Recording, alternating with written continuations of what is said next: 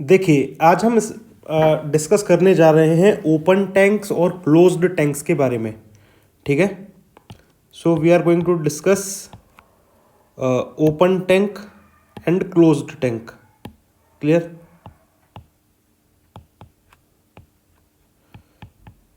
और ये टॉपिक है फ्लूइड मैकेनिक्स से related. Okay, so let us discuss what is the difference between open and closed tank. देखिए, अभी तक हमने जो फ्लूइड मैकेनिक्स में डिस्कशन किया था, और जैसे हमने बहुत सारे क्वेश्चंस भी किए थे। फॉर एग्जांपल इस तरीके के क्वेश्चन हमने देखे थे कि ये हमारे पास क्या है, एक टैंक है, ठीक है, और इस टैंक के बॉटम पे लेट अस से क्या है, ओरिफिस है, स्मूथ ओरिफिस, और ये जो टैंक है ये एच हाइट तक भरा हुआ है। ये जो टैंक है ये एच हाइट तक भरा हुआ है।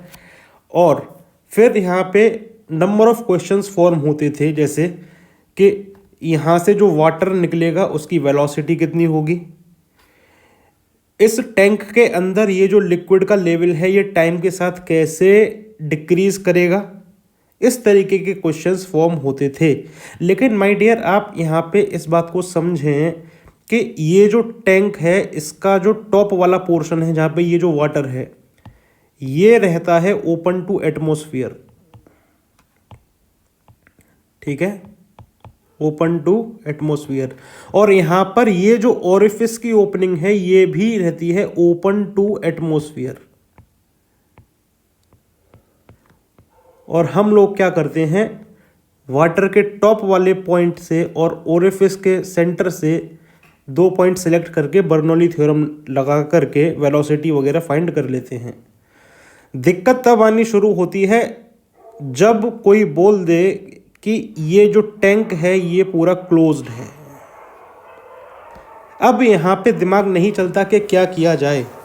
तो यही सारी बातें आज हम पहले डिस्कस करेंगे, इनके बीच में डिफरेंस क्या है। ठीक है, फ्लो होगा भी कि नहीं होगा ओपन टैंक क्लोज्ड टैंक के अंदर, ये सारी चीज़ें हम लोगों को यहाँ पे आज देखनी है। क्लियर? तो सबसे पहले एक ब्रीफ इंट्रोडक्शन ले लेते हैं किसका, ओपन टैंक्स का। ठीक है, अब तक जो जो हम कर रहे थे वो बस मैं आपको ब्रीफली दिखा देता हूं कि हम लोग क्या करते थे।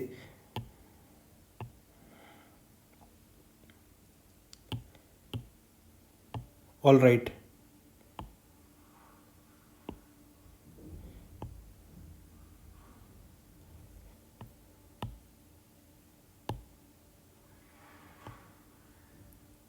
तो ये मेरे पास क्या है, ओपन टैंक है। ठीक है, और इस टैंक के अंदर ये इतने हाइट तक क्या भरा हुआ है, वाटर भरा हुआ है। लेट अस से कैपिटल एच हाइट तक ये भरा हुआ है। ठीक है, अब मैंने क्या किया, यहाँ पर एक ओरिफिस बना दिया, स्मूथ ओरिफिस। ठीक है, एक हमने यहाँ पे क्या बना दिया, ओरिफिस बना दिया। अब हमको फाइंड करना है कि क्या होगा इस ओरिफिस के बनने से। अब यहाँ पे बात देखने वाली ये है कि माय डियर, वाटर का ये वाला जो सरफेस है टॉप लेवल ये है ओपन टू एटमॉस्फेयर, और वो ओरिफिस भी क्या है, ओपन टू एटमॉस्फेयर। अब अगर मैं यहाँ पे बात करूँ तो माय डियर, इस वाटर टैंक के ऊपर ये जो सरफेस है यहाँ पे एटमॉस्फेरिक एयर प्रेशर एग्जर्ट कर रही होगी, PATM। ठीक है, और इधर भी atmospheric air PATM pressure exert कर रही होगी। मेरा जो फोकस पॉइंट है वो क्या है, ये हिस्सा, ये वाला। ठीक है, तो जैसे जैसे मैं इस वाटर, अभी ये ओरिफिस बिल्कुल बंद है, अभी हमने यहाँ पे जैसे कॉर्क लगा करके हमने रखा है, अभी ओरिफिस बिल्कुल बंद है। ठीक है, अब जैसे जैसे मैं टॉप लेवल से फ्री सरफेस से वाटर के अंदर जाता जाऊंगा तो मेरे को प्रेशर का इंक्रीमेंट देखने को मिलेगा। और यहाँ पर आकर के जो प्रेशर मेरे को यहाँ पे देखने को मिलेगा वो मिलेगा कितना, PATM प्लस ρGH। ये तो हो गया एटमॉस्फेरिक प्रेशर, और ये हो गया हाइड्रोस्टैटिक प्रेशर। ठीक है, जिसका वेरिएशन होता है विद डेप्थ। जैसे जैसे हम पानी के अंदर गहराई में जाते जाएंगे, वाटर जो होगा हमारे ऊपर प्रेशर बढ़ता हुआ उसको लगेगा। ठीक है, बढ़ता हुआ प्रेशर रहेगा जैसे जैसे हम डेप्थ के अंदर जाते जाएंगे अंदर। अब यहाँ पे इस बात को समझो कि यहाँ पर ये जो फ्लूइड एलिमेंट, ये जो फ्लूइड है ये वाला, ये जब हमने यहाँ पे बात की तो इसके ऊपर जो प्रेशर लग रहा था ये लग रहा था PATM प्लस ρGH, और ओरिफिस की ओपनिंग जो थी एटमॉस्फेयर पे थी, तो ये जो यहाँ पे प्रेशर लग रहा था ये लग रहा था PATM। ठीक है। तो माय डियर, एक्चुअल में वाटर जो है ये बाहर क्यों आता है? एक्चुअल में वाटर जो है ये बाहर क्यों आता है भाई? ये एलिमेंट पे धक्का लगेगा, इस फ्लूइड एलिमेंट पे धक्का लगेगा तभी ना ये बाहर निकलेगा इस ओरिफिस से।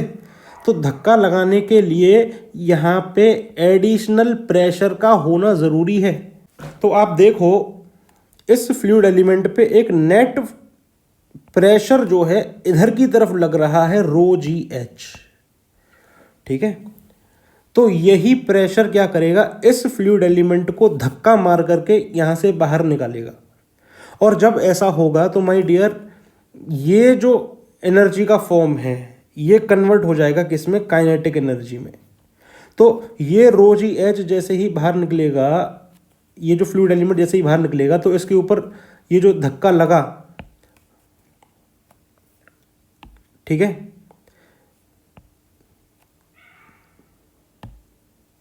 ये कन्वर्ट हो जाएगा किसमें? ρV²/2। ठीक। तो यहां से जो वेलोसिटी निकल करके आ जाती है वो निकल करके आ जाती है √2GH। इसको सिंपली आप ऐसे भी कर सकते थे कि एक पॉइंट हम यहाँ कंसीडर कर लें और दूसरा पॉइंट यहाँ कंसीडर कर लें और बर्नौलीज थ्योरम लगा दें, जैसे P1/ρg plus V1²/2g plus H is equal to P2/ρg plus V2²/2g। ठीक है। और यहाँ पे तो पोटेंशियल एनर्जी है ही नहीं तो ये खत्म हो जाएगा। माय डियर, ये जो टैंक का डायामीटर है ओरिफिस के डायामीटर से बहुत ज़्यादा है, तो फॉर अ गिवन डिस्चार्ज जो वेलोसिटी होता है inversely proportional to the area होता है, तो जितना ज़्यादा एरिया उतना कम वेलोसिटी। तो यहाँ पे हम कह सकते हैं कि V1 is very very less than the V2, that's why we can neglect it. P1 and P2 are both open to atmosphere, तो माय डियर ये आपस में कैंसिल हो जाएंगे और वेलोसिटी हमको मिल जाएगी √2GH। तो कहने का मतलब ये है कि इस फ्लूइड को इस ओरिफिस से बाहर निकलना है तो इसके ऊपर कोई ना कोई प्रेशर इसके ऊपर एडिशनल लगना चाहिए जो कि इसको धक्का मार करके इस ओरिफिस से बाहर निकालेगा। ठीक है। ये तो कहानी हुई किसके बारे में? ओपन टैंक के बारे में। तो एक तो प्रॉब्लम इस तरीके का बन गया जो कि बिल्कुल सिंपल है। और अगर कोई बोलता है कि हमको हाइट का वेरिएशन चाहिए, हमको हाइट का वेरिएशन चाहिए विद रिस्पेक्ट टू टाइम, तो माय डियर कुछ नहीं करना है, ये पूरा कंट्रोल वॉल्यूम आप कंसीडर कीजिए, ये पूरा कंट्रोल वॉल्यूम कंसीडर कीजिए। मैं इसको कंट्रोल वॉल्यूम क्यों कह रहा हूँ? वो इसलिए कह रहा हूँ क्योंकि यहाँ से मास का ट्रांसफ़र हो रहा है। अगर मास का ट्रांसफर नहीं होता तो कंट्रोल सिस्टम बोलते, क्लोज सिस्टम होता। ये ओपन सिस्टम का एग्जांपल है। Mass can cross this boundary, that's why we are saying it's control volume. Clear? अब यहाँ पे देखिए, मैं सीधा सीधा मास कंजर्वेशन लगाता हूँ, that is dm/dt is equal to mass flow rate at inlet minus mass flow rate at exit. My dear, कोई भी मास इस कंट्रोल वॉल्यूम के अंदर एंट्री नहीं कर रहा है तो ये हो जाएगा 0। हाँ, कुछ मास जो है इस कंट्रोल वॉल्यूम से बाहर निकल रहा है तो वो यहाँ पे रहेगा। अगर हम मास को कंसीडर करते हैं as the density into volume and let us से ये जो हमारे पास टैंक है इसका एरिया है 80, तो मैं इसको लिख सकता हूँ ρ80 इंटू H।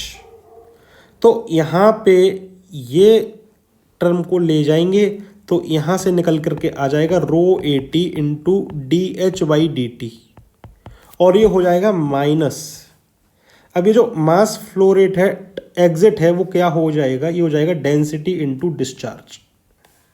डेंसिटी से डेंसिटी कट जाएंगे, area of tank into dH/dt will be equal to minus discharge क्या होगा? Area of the orifice that is A0 into velocity at the orifice that is under root of 2gh। तो basically आपको एक integration करना पड़ेगा और आपको h और t के बीच में रिलेशन मिल जाएगा। ठीक है, कैसे हाइट वेरी करेगी टाइम के साथ में वो हमको यहाँ पे देखने को मिल जाएगा। तो ये तो कहानी थी किसके बारे में, ओपन टैंक के बारे में। अब यहाँ पे एक चक्कर है क्या कि अगर हम इस टैंक का जो टॉप वाला लेवल है उसको अगर हम क्लोज्ड कर दे तो क्या होगा। देखो माय डियर, एक बात समझो, मैं आपका ध्यान दिलाना चाहूँगा एक क्वेश्चन पे जो कि गेट में भी आया था। तो उसमें क्या किया गया था, एक पिस्टन यहाँ पे लगा दी थी, m मास की पिस्टन यहाँ लगा दी थी और यहाँ पे ओरिफिस था और ये जो वाटर था ये h हाइट तक भरा हुआ था और फिर बोला था जैसे ही कॉर्क को ओपन कर देंगे, ठीक है, जैसे ही इस कॉर्क को ओपन करेंगे तो ये पिस्टन का वेलोसिटी हमको बताइए। इस तरीके की बात वहाँ पे की गई थी। तो हमने आपको क्या कहा था उस केस में, हमने आपको कहा था कि आपको जो बर्नौली थ्योरम लगानी है वो लगानी है इस पॉइंट पर और एक इस पॉइंट पर। लेकिन चक्कर क्या है कि इस पॉइंट का प्रेशर, वन पॉइंट का प्रेशर हमको पता नहीं था। तो हम यहाँ पे क्या करते थे, फ्री बॉडी डायग्राम बनाते थे, किसका, पिस्टन का। तो देखो यहाँ पे फ्री बॉडी डायग्राम जब आप बनाओगे तो इस पिस्टन के ऊपर क्या लगेगा, एटमॉस्फेरिक प्रेशर लगेगा और उसके करस्पॉन्डिंग जो फोर्स होगा वो हो जाएगा PATM इंटू A। इस पिस्टन का वेट लगेगा W डाउनवर्ड डायरेक्शन में। अब इसको जो बैलेंस करेगा वो करेगा यहाँ पे क्या, वाटर का प्रेशर। ठीक है, क्लियर। यहाँ पे भाई इसको अगर बैलेंस आउट करना है, स्टेडी स्टेट की अगर हम बात करेंगे कांस्टेंट वेलोसिटी से, ये अगर नीचे की तरफ जाएगा तो माय डियर इसके ऊपर नेट फोर्स क्या होनी चाहिए, 0। तो यहाँ पे जो प्रेशर होगा P और एरिया होगा A। तो यहाँ का जो प्रेशर निकल करके आता था वन पॉइंट का, ये निकल करके आता था PATM plus W/A, PATM plus W/A। और अगर मैं इस पॉइंट 2 की बात करूँ तो माय डियर यहाँ पे प्रेशर रहता था PATM। ठीक है, क्लियर। तो ये जो है क्लोज्ड टैंक का एग्जाम्पल नहीं है, ये क्लोज्ड टैंक का एग्जाम्पल नहीं है। यहाँ पे चक्कर क्या है कि जब आप 1 और 2 के बीच में बर्नौली थ्योरम लगाएंगे, या फिर छोड़िए बर्नौली थ्योरम मत लगाइए, आप 1 से नीचे की तरफ आते जाइए और यहाँ तक आ जाइए। ये हो गया पॉइंट नंबर 3। जब आप पॉइंट नंबर 3 पे प्रेशर निकालने की कोशिश करेंगे तो ये हो जाएगा कितना, PATM plus W/A plus ρgh। और जब आप पॉइंट नंबर 2, ये हमारे पास आया प्रेशर एट पॉइंट नंबर 3, जब आप पॉइंट नंबर 2 का प्रेशर देखेंगे तो ये होगा क्या, PATM। तो कुल मिलाकर के आप यहाँ पे देखिए कि यहाँ पे जो फ्लूइड एलिमेंट होगा इसके ऊपर एक नेट प्रेशर लग रहा होगा इस डायरेक्शन में, date is W/A plus ρgh, W/A plus ρgh, जो कि इसको धक्का मार करके इस ओरिफिस से बाहर निकालेगा। और ये जो प्रेशर एनर्जी है ये फ्लूइड की काइनेटिक एनर्जी में कन्वर्ट होगी। ठीक है, क्लियर। तो ये जो है क्लोज्ड टैंक का एग्जाम्पल नहीं था। अब जो क्लोज्ड टैंक का एग्जाम्पल है वो मैं यहाँ पे आपको बताने जा रहा हूँ। तो देखिए,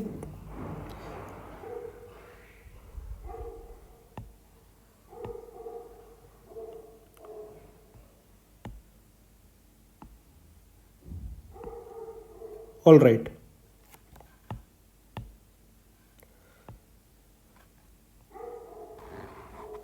ये है क्लोज्ड टैंक।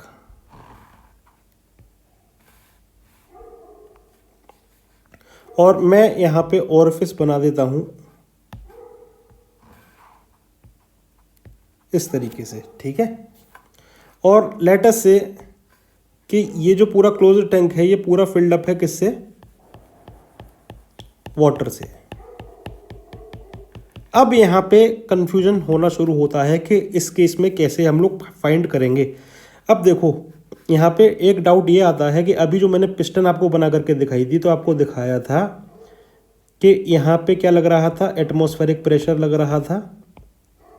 और वेट लग रहा था। लेकिन माय डियर ये जो लग रहा था ना पूरा फोर्स एटमॉस्फेरिक प्रेशर की वजह से और वेट की वजह से, वो जो फ्लूइड लेयर इसके कांटेक्ट में थी उसके ऊपर लग रहा था, जिसकी वजह से प्रेशर क्रिएट हो रहा था PATM प्लस W/A।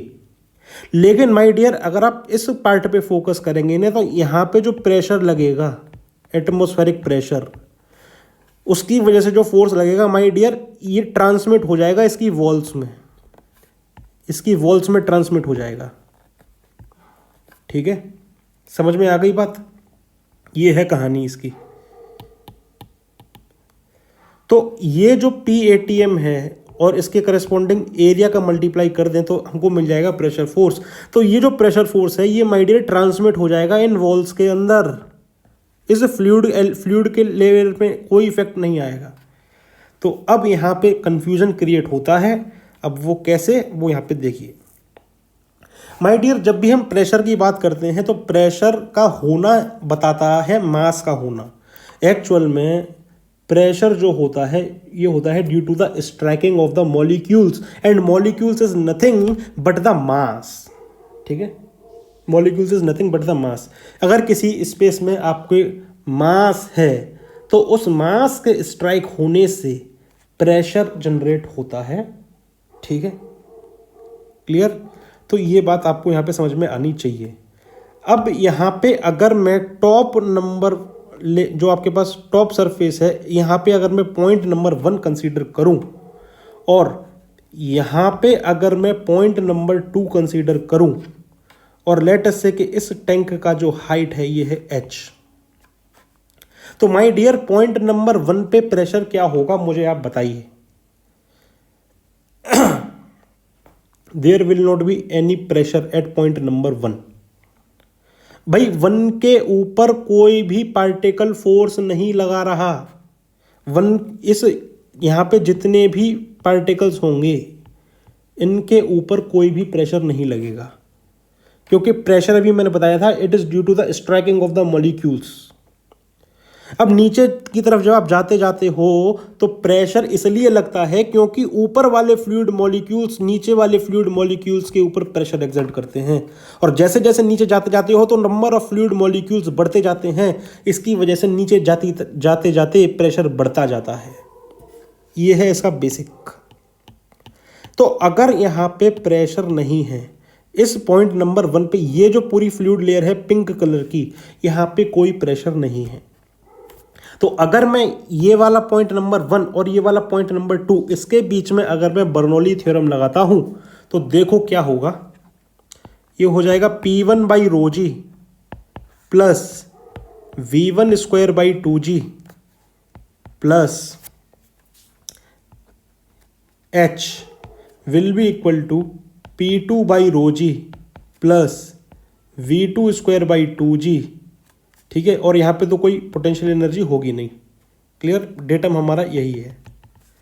अब यहाँ पे समझो फिर से वही वाला कंसेप्ट कि V1 जो होगा, लेट अस से कि फ्लो हो रहा है, अभी मेरे को नहीं पता है कि फ्लो होगा या नहीं, वो अभी मैं यहाँ पे आपको बताऊंगा कि अभी मान लो कि फ्लो हो रहा है। ठीक है, तो यहाँ पे देखिए वही कंटिन्यूटी इक्वेशन लगा करके जब मैं यहाँ पे आपको बता सकता हूँ कि V1 will be less than V2, तो मैं इस V1 को निगलेक्ट कर सकता हूँ। माय डियर पॉइंट नंबर 1 पे कोई प्रेशर नहीं होगा, ये हो जाएगा 0। अब यहाँ पे देखो, और वो क्या कि ये जो प्रेशर है पॉइंट नंबर 2 पे ये है ओपन टू एटमॉस्फेयर, तो यहाँ पे ये हो जाएगा एटमॉस्फेरिक प्रेशर। तो अगर मैं यहाँ से आपको दिखाता हूँ कि V2²/2g will be equal to V2²/2g will be equal to H minus P2/ρg, and it is better to write P2 instead of PATM। Clear? ये कहानी है। अब यहां पे समझो कि अगर टैंक का हाइट ग्रेटर देन PATM/ρg है, अगर टैंक का हाइट ग्रेटर देन PATM/ρg है, which is nothing but 10.3 metre. ठीक है, वाटर का हेड इन टर्म्स ऑफ बात करते हैं ना, atmospheric pressure in terms of water head क्या होता है 10.3 मीटर, ठीक है।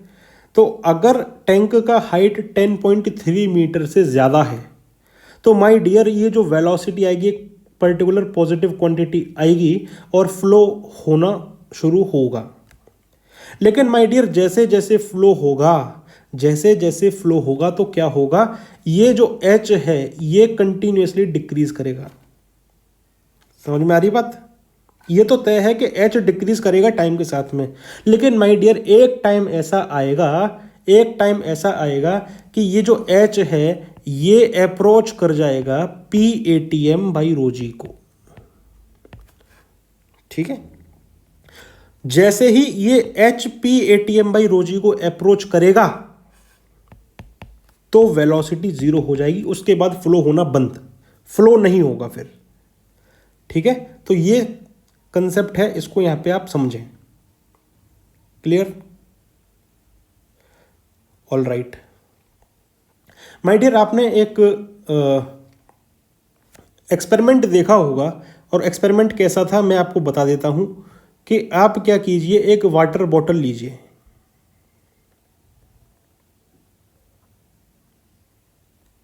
एक वाटर बॉटल लीजिए और इसके अंदर क्या कीजिए, पानी भर दीजिए पूरा। इसका पॉइंट थोड़ा पतला करते हैं।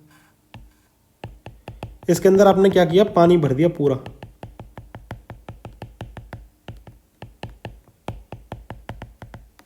ठीक। और उसके बाद आपने क्या कर दिया, इस कैप को लगा दिया, इसको क्लोज कर दिया।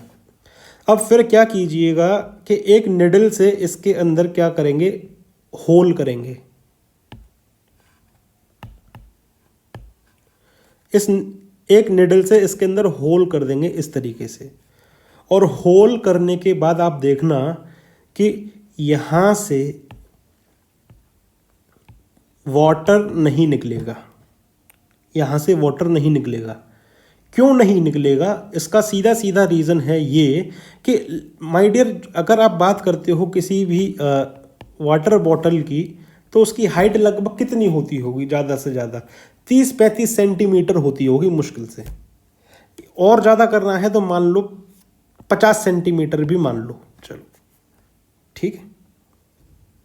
वाटर बॉटल की हाइट कंसीडर कर लो 50 सेंटीमीटर, ठीक है। क्लियर? अब यहाँ पे चक्कर क्या है कि जैसे ही, अब आप यहाँ पे क्या करेंगे मैं आपको बताता हूँ।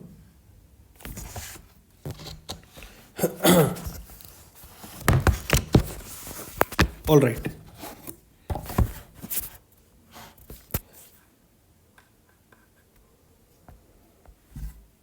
तो यहाँ पे ये हाइट तो और कम होगा। लेट अस से कि होल हमने यहाँ पे कर दिया, ठीक है। तो माय डियर एक बात बताओ, हमने क्या कहा था, फ्लो के होने के लिए क्या ज़रूरी है कि जो हाइट है ये 10.3 मीटर से ज़्यादा होनी चाहिए, अगर टैंक क्लोज्ड है तो, ठीक है। अगर टैंक क्या है, क्लोज्ड है तो। अगर टैंक क्लोज्ड नहीं है तो फ्लो हो जाएगा बड़े आराम से, क्योंकि एटमॉस्फेरिक प्रेशर से एटमॉस्फेरिक प्रेशर कैंसिल हो जाएंगे। अगर टैंक क्लोज है तो आपको मिनिमम हाइट चाहिए 10.3 मीटर, और ये है 50 सेंटीमीटर, ठीक है। तो यहाँ से फ्लो नहीं होगा। लेकिन अब क्या करेंगे यहाँ पे समझो, जैसे ही आपने इस कैप को ओपन कर दिया, अब मैं इस कैप को जैसे ही ओपन करूंगा तो माय डियर एटमॉस्फेरिक एयर क्या करेगी, इसके ऊपर फोर्स लगाएगी, और जैसे ही एटमॉस्फेरिक प्रेशर इसके ऊपर फोर्स लगाएगी तो माय डियर इस केस में ये जो प्रेशर है रो जी एच, ये सफिशियंट है इसका फ्लो कराने के लिए, ठीक है। क्योंकि पीएटीएम से पीएटीएम कैंसिल हो जाएंगे। समझ में आ गई बात क्या हुआ? क्लियर है? और जैसे ही इसके ऊपर क्या करोगे, कैप लगा दोगे, ये फ्लो फिर से बंद हो जाएगा। समझ में आ रही बात? तो ये है कहानी, ये है कंसेप्ट किसका, ओपन टैंक का और क्लोज्ड टैंक का। क्लियर? समझ में आया होगा आपको? All right, very good. तो अगर कोई बोलता है कि मेरे को हाइट का वेरिएशन चाहिए इस केस में, मेरे को चाहिए हाइट का वेरिएशन इस केस में टाइम के साथ, तो सबसे पहली बात तो ये क्वेश्चन में ये गिवन होना चाहिए कि जो इनिशियली हाइट जो है वो 10.3 मीटर से ज़्यादा है। तो माय डियर, ग्राफ आप आसानी से बना सकते हो, फिर से वही करना, एनर्जी वो मास कंजर्वेशन लगाना कंट्रोल वॉल्यूम के लिए। उसके बाद यहाँ से आप क्या करेंगे, जो हाइट का वेरिएशन आप बनाएंगे ना, तो कुछ इस तरीके का आएगा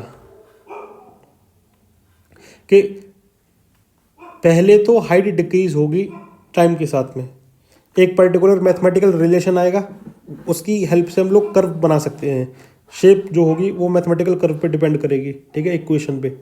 अब जैसे ही इस हाइट की वैल्यू 10.3 मीटर पे पहुंचेगी तो उसके बाद माय डियर हेड जो है ये कांस्टेंट हो जाएगा, टाइम के साथ में चेंज नहीं होगा, ठीक है।